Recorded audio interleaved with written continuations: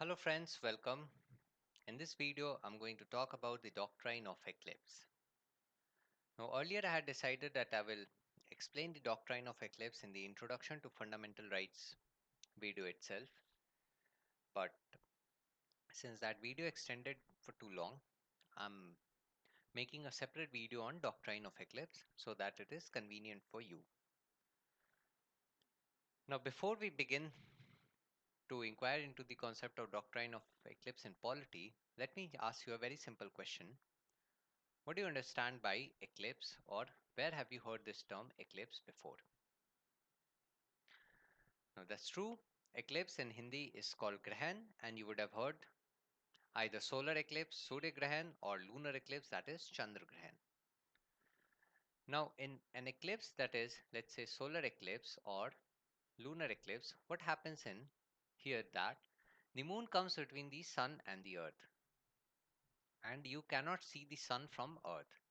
Similarly, in lunar eclipse, what happens is that Earth comes between the sun and the moon, and you cannot see the moon. So, in both these cases, we see that a celestial body is not visible, or we can say that a shadow is cast upon it. So, in terms of polity, the concept of doctrine of eclipse is very similar.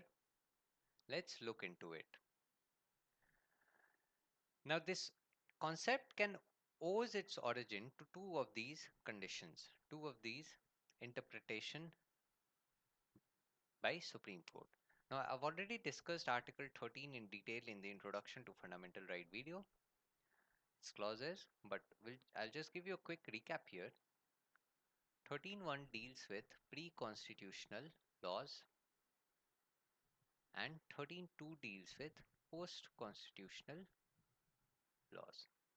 By pre-constitutional, I mean laws which were enacted before 26th of Jan 1950, and by post-constitutional, I mean laws which were enacted after this date. Now, what this says is that for both these cases, a law which is inconsistent with Part 3 will be null and void to the extent of the inconsistency. So, that means if a law violates Part 3 of the Constitution, such a law will be null and void, that is, it will not be operational. Now, the second condition is that Supreme Court has interpreted that fundamental rights are prospective in nature. Now, what does prospective mean? It means that it can only be enforced after its date of enactment. It cannot be enforced before its date of enactment. Now, to understand this in detail, let me explain what is retrospective law. So, in this case, say a law is enacted on 22nd of March 2020. Now, government in the said law can say that this law will be assumed to be in force since 22nd of March 2015. So this is retrospective effect given to this law. Now, this has been done with respect to Aadhaar Act. In 2016 it was passed, but its effect was given since 2009. Now I have discussed Aadhaar Act as well in quite detail. You can check it out on the channel itself. So now coming to prospective, if you understand retrospective, now prospective would mean here that if a law is passed on 22nd March 2020, it cannot be enforced before this date. So that means it cannot be enforced from 21st March 2020 itself, let alone 2015. So with respect to criminal laws, this provision holds true specifically because if you do a crime, if you do something today, and if it's not crime as per the statute when you do it, but 5 years down the line, if government makes it a crime, it cannot punish you for what you did 5 years ago because when you did the action, it was not a crime then. Now, Supreme Court said that the fundamental rights are prospective in nature. Using these two things or these two clauses, conditions, whatever you want to call it, the doctrine of eclipse have evolved. So when we discuss the cases, you'll understand these issues more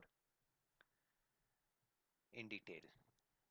Now coming to the meaning, just like in physics, a law is said to be eclipsed when a shadow is cast on the law. Now how this shadow is cast? The shadow is cast by Article 13. That is, when a law is inconsistent with Part 3 of the Constitution, any of its provision that is, then that provision casts a shadow on the said law. Now, again, just like an eclipse, if the shadow is somehow lifted, now it can be lifted by amending the right, it can be lifted by changing the law somewhat, but whenever the shadow is lifted, this law can become operational again.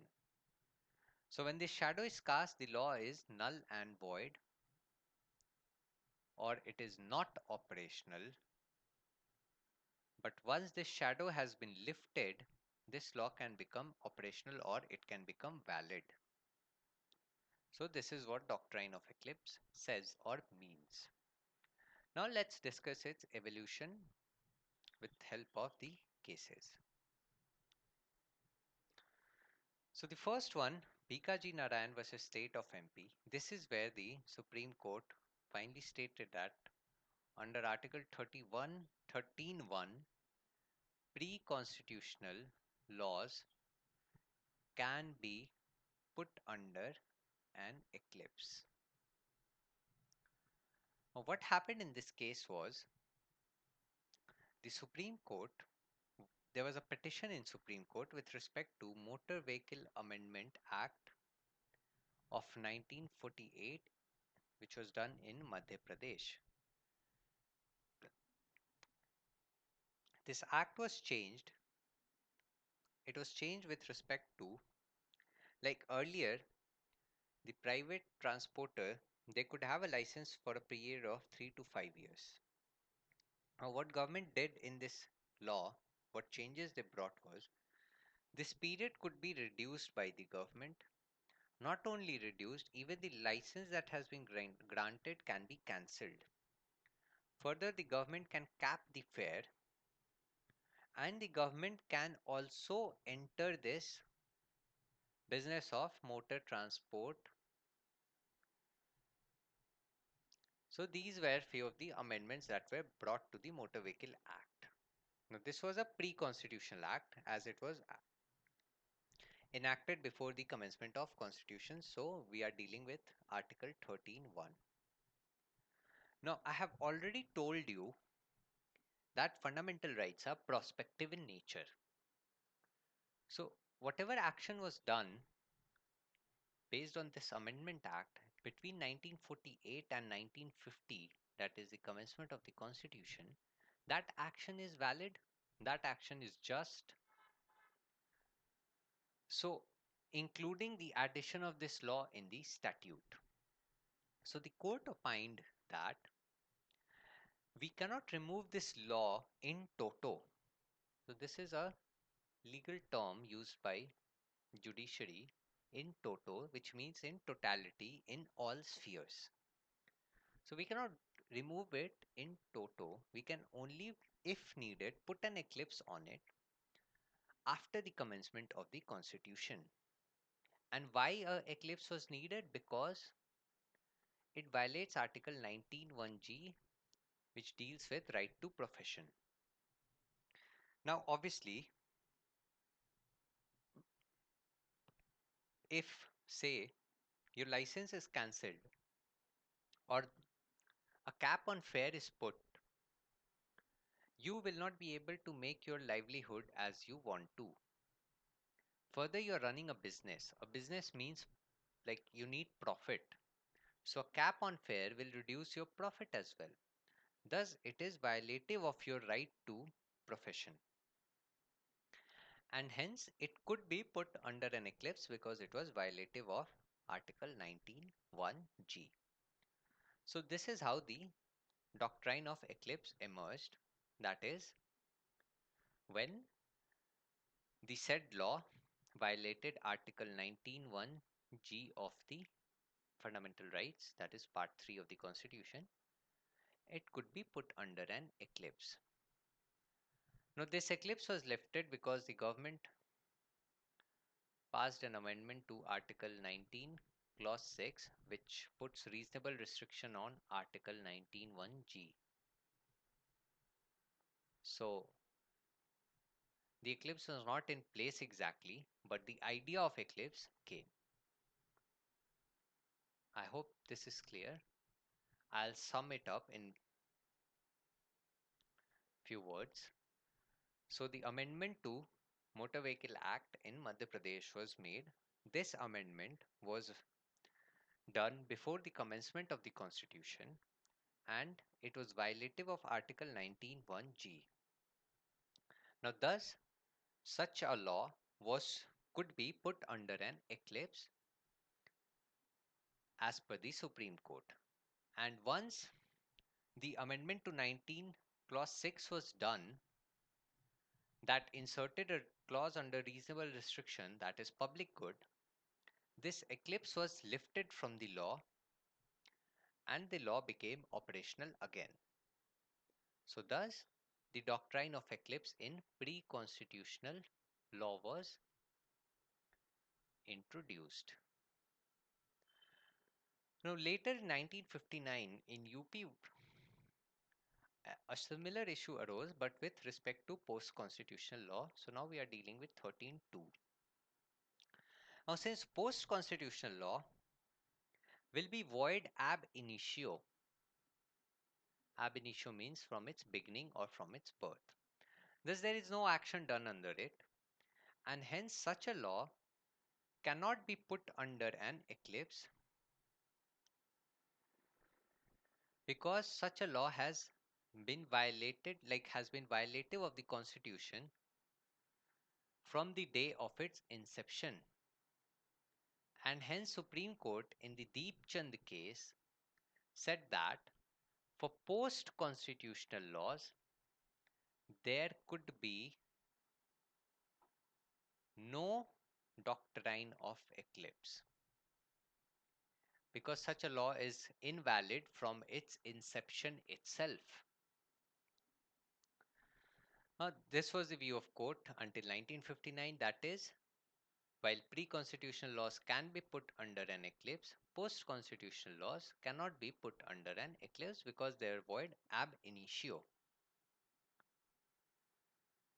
Now, finally, a case came in state of Gujarat. So, Ambika Mills was earlier in the state of Bombay, which was later bifurcated into Maharashtra and Gujarat. And the Gujarat government passed a law regarding welfare of such establishments. So, a case was filed in Supreme Court that such an act is violating Article 19(1)(g). Again, now there are some interesting facts with respect to the case. The case was filed by Ambika Mills. So it was filed on the behalf of Ambika Mills. And the parties involved here were obviously one party was Ambika Mill and the other parties were the employees and the employer. Now, while discussing this case, Supreme Court opined that Ambika Mills is a corporation and it is a non-citizen by that virtue, while the employees and employer are citizens.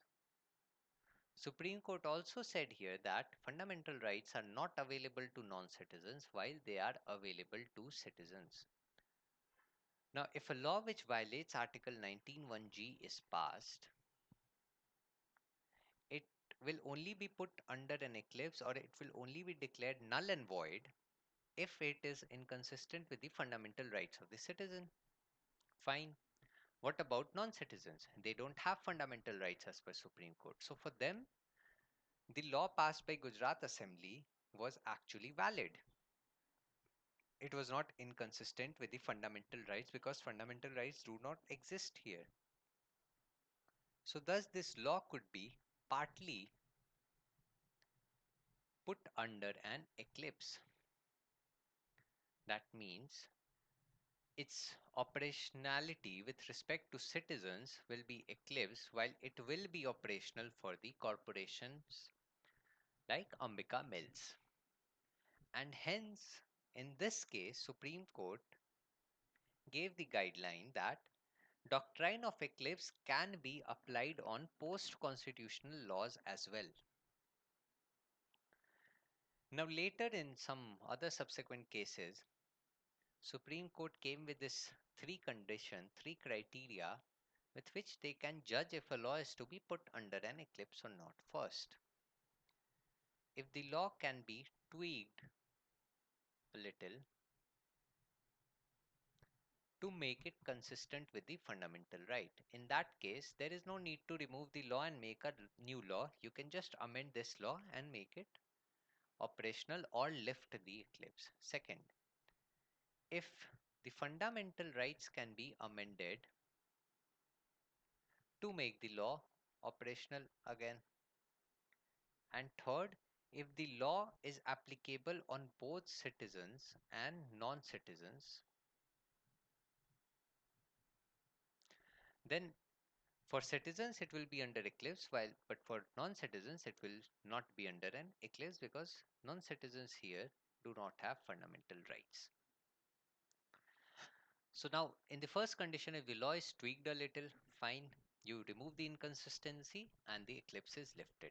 I don't think it needs an explanation. The second condition, amending of fundamental right, or here it can also mean changing the interpretation of fundamental right. Now there's a very interesting case here. The case is in 1994, in a case called Rathinam case, Supreme Court said that right to die is a right under Article 21. So that means Section 309 of IPC is null and void. Section 309 talks about criminalization of suicide.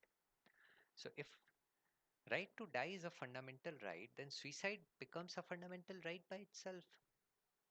And since Section 309 of IPC violates this fundamental right, it needs to be eclipsed. And hence, this section was eclipsed. So, this is due to an interpretation of a fundamental right. Now, after 2 years itself, in 1996, in a case called Gyan Kaur case, Supreme Court said that right to die is not a fundamental right under Article 21. That means that suicide is again illegal because to die is not a fundamental right. And hence this eclipse on section 309 of IPC was lifted. So you can see how the amendment to a FR, so amendment, you can talk about the 1906 amendment with respect to the Motor Vehicle Act in Berar, and interpretation you can talk about this issue here, the Rathinam and Gyan Kaur case. So you can see how changing interpretation of a fundamental right can put a law under eclipse or bring it back from eclipse. Now finally coming to the third part, that is for citizens or non-citizen. Now with respect to Ambika Mills, I have already explained. If we are talking about a corporation which is non-citizen, eclipse can be put with respect to citizen, while with respect to non-citizens who do not have fundamental right, eclipse can, like the law, will be operational. So the same can be extended for foreigners as well, because you know article 15, 16, 19, they are not available to foreigners. So say a law is made which violates article 19 of a Indian person, but it also applies to a foreigner who is not given article 19, then such a law can be eclipsed for that Indian, while for the foreigner it could still be operational. And thus If a law satisfy any of these three conditions, it can be put under eclipse, even if it is a pre-constitutional or a post-constitutional law. So I hope this is clear to you. I have explained this issue in as much detail as is required for your understanding. Now, for the purpose of the exam, you need not know the issue in so much detail. What you need to know is the meaning, the reason for its origin, or some of the factors that contributed to its origin. So, Article 13 and prospective nature of fundamental right, and then few cases related to it. So, you can simply write that with respect to pre-constitutional law, doctrine of eclipse was pronounced by Supreme Court in the Bikaji Narayan case way back in 1955. However, in Deepchand case, Supreme Court said that doctrine of eclipse is not available with respect to post-constitutional law because such a law is null and void from its inception or null and void ab initio.